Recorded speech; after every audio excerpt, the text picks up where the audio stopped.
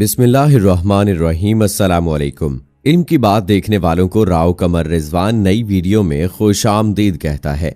दोस्तों, हम सब जानते हैं कि इस वक्त पूरी दुनिया में फैली इस वबाई मर्ज की वजह से दुनिया के तमाम ममालिक में लोगों को बचाने के लिए लॉकडाउन कर दिया गया था। इस लॉकडाउन का मकसद ये था कि तमाम लोग एक दूसरे से समाजी फासला रखें ताकि ये वबाई मर्ज कम से कम इंसानों को मुतासर कर सके। लॉकडाउन की वजह से जहां मुख्तलिफ मसाइल पैदा हुए, वहां एक अच्छा मौका ये पैदा हुआ कि हम सबको अपने खानदान और अपने अहलो अयाल के साथ बैठने का मौका मिला। हम सब लोग अपनी जिंदगी में इस कदर मगन हो चुके थे कि शायद ही दिन में कोई एक वक्त ऐसा होता कि जब सब साथ बैठकर खाना खा सकें। सुबह नाश्ते के वक्त बच्चे अपने तालीमी इदारों में हैं और रात के वक्त अक्सर वालिद देर से घर आते हैं। इस लॉकडाउन के दौरान जब तमाम लोग एक ही छत के नीचे मौजूद हैं, तो यकीनन आप सब लोग मिलकर मोहब्बत से बैठकर दस्तरखान पर खाना जरूर खा रहे होंगे। दोस्तों, इंसान घर पर हो और फारिग भी हो तो ये कैसे मुमकिन है कि वो नित नए खाने और मजेदार डिशेस को बनाकर टेस्ट ना करे। और यूं हमारे घरों में चावलों का इस्तेमाल और भी बढ़ जाता है, क्योंकि एशिया के तकरीबन तमाम ममालिक में चावलों को बहुत पसंद किया जाता है। मुख्तलिफ अक़साम के चावल और उनके मुख्तलिफ जायके इस हवाले से बहुत मशहूर हैं। लेकिन चावलों के मुतालिक रसूल पाक सल्लल्लाहु अलैहि वसल्लम की एक हदीस मुबारका है कि एक दफा एक सहाबी रसूल पाक सल्लल्लाहु अलैहि वसल्लम की खिदमत में हाजिर हुआ और कहा कि ए अल्लाह के रसूल सल्लल्लाहु अलैहि वसल्लम कि मैं तंगी रिज़्क़ की वजह से बहुत परेशान हूँ। मेरे रिज़्क़ में इजाफे के लिए कोई तरीका बताइए। नबी करीम सल्लल्लाहु अलैहि वसल्लम ने फरमाया कि तुम चावल खाया करो। फिर यूं ही एक और सहाबी रसूल पाक सल्लल्लाहु अलैहि वसल्लम की खिदमत में हाजिर हुए और कहा कि या रसूल अल्लाह कि मैं रिज़्क़ की फरावानी और इजाफे की वजह से परेशान हूँ। ये रिज़्क़ मेरी जरूरत से ज्यादा है और मैं इसको संभाल नहीं सकता, मुझे इसका कोई तरीका बताइए। तो नबी करीम सल्लल्लाहु अलैहि वसल्लम ने फरमाया कि तुम चावल खाया करो। अब जो सहाबा इन दोनों औकात में नबी करीम सल्लल्लाहु अलैहि वसल्लम की खिदमत में हाजिर थे, हैरान हुए कि बज़ाहिर दो मुख्तलिफ सवालों का जिनके दरमियान जमीन व आसमान का फर्क है, एक ही जवाब कैसे हो सकता है। उन्होंने अपनी इस कशमकश को रसूल पाक सल्लल्लाहु अलैहि वसल्लम की खिदमत में अर्ज किया और इसकी तफसील पूछी। आप सल्लल्लाहु अलैहि वसल्लम ने इसका क्या जवाब दिया और चावलों की बरकत के मुतालिक क्या बताया, आज की वीडियो में आपको बताएंगे। सो इस वीडियो को आखिर तक जरूर देखिएगा। और अगर आपने अभी तक हमारा चैनल इल्म की बात सब्सक्राइब नहीं किया है तो अभी सब्सक्राइब करें और साथ में बेल आइकॉन को जरूर प्रेस करें ताकि लेटेस्ट अपलोड होने वाली हमारी वीडियोस का नोटिफिकेशन आपको बर वक्त मिलता रहे।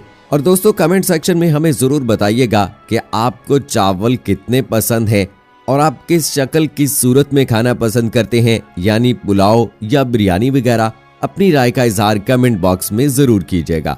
दोस्तों, सहाबा कराम रिजवानुल्लाह अजमईन ने पूछा, ए अल्लाह के रसूल, ए बेहतर जानने वाले अल्लाह के रसूल सल्लल्लाहु अलैहि वसल्लम, ये क्या माजरा है कि आपने रिज़्क़ की फरावानी और रिज़्क़ की कमी के लिए चावलों के इस्तेमाल का हुक्म दिया है। बेशक आप बेहतर जानने वाले हैं।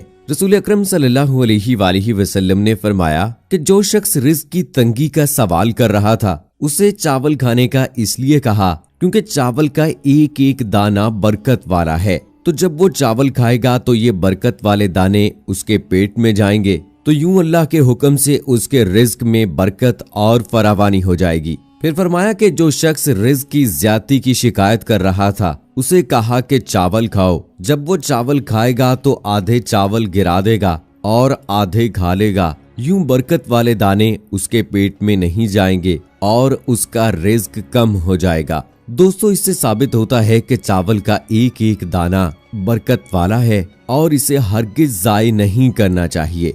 और ये भी वाज़ेह हो गया कि रिज़्क़ में बरकत और इजाफे का जरिया चावलों का इस्तेमाल है। लेकिन हमारे यहाँ कुछ ऐसी गलत मालूमात पाई जाती हैं कि चावलों के इस्तेमाल से वजन बढ़ जाता है और इंसान मोटापे का शिकार हो जाता है। हमारे यहाँ लोग चावल खाना भी चाहते हैं, लेकिन अपने बढ़ते हुए वजन को देखकर परेशान हो जाते हैं। असल गलती चावल खाना नहीं बल्कि बेढंगे तरीके से चावल खाना गलत है।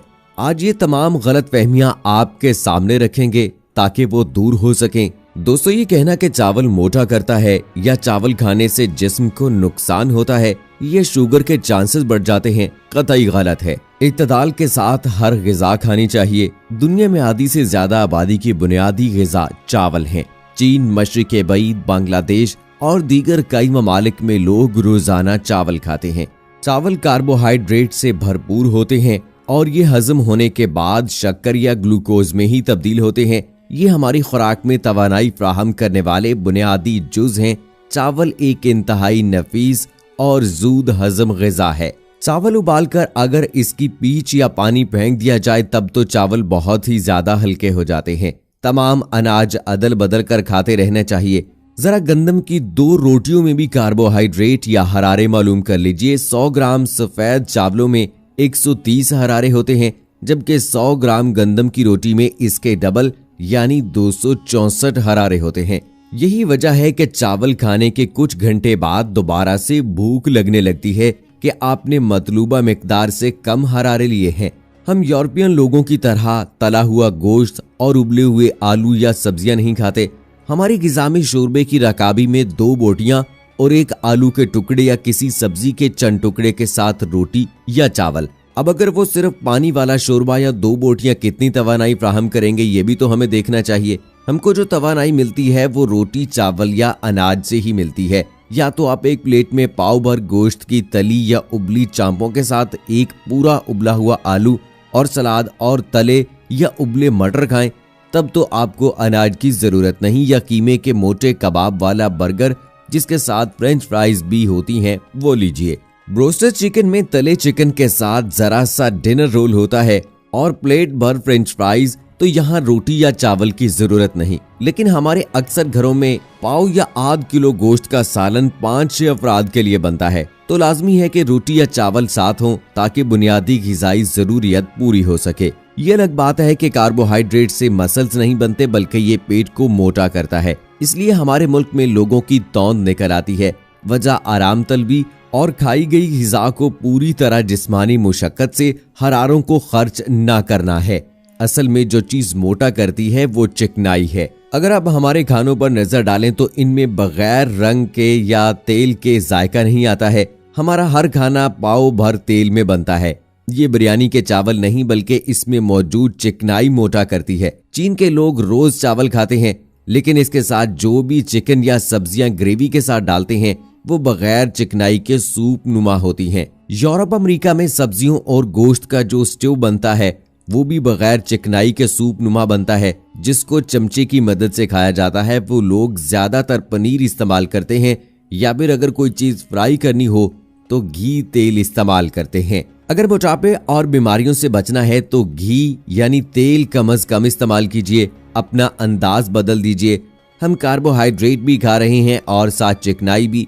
चिकनाई हमारे जिगर पर बेइंतहा मुशक्कर डालती है और ये जिस्म में बराह रास्त चर्बी की सूरत जमा हो जाती है कि कार्बोहाइड्रेट ज्यादा लेने की वजह से इसके इस्तेमाल की नौबत नहीं आती और जिस्म को हस्बे जरूरत तवानाई कार्बोहाइड्रेट से ही मिल जाती है। बल्कि कार्बोहाइड्रेट की जायद शक्कर भी चर्बी बनकर पेट पर जमा हो जाती है। सारी खराबी की जड़ हमारे खानों में चिकनाई की बेइंतहा ज्यादा मिकदार है, जिससे बेशुमार अमराज और पेचीदगियां पैदा हो रही हैं। दोस्तों, हमारे यहाँ अमूमन चावल को बहुत ज्यादा पसंद किया जाता है।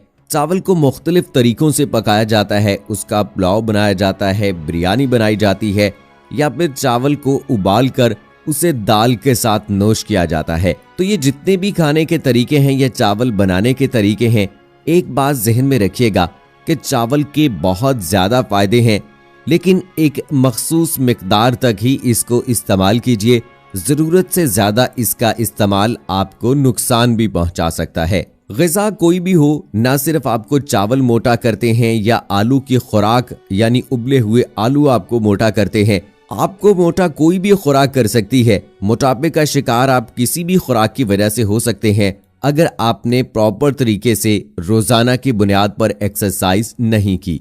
तो इसलिए रोजाना की बुनियाद पर सही वक्त पर एक्सरसाइज कीजिए, खाने में एतदाल पसंदी लाइए।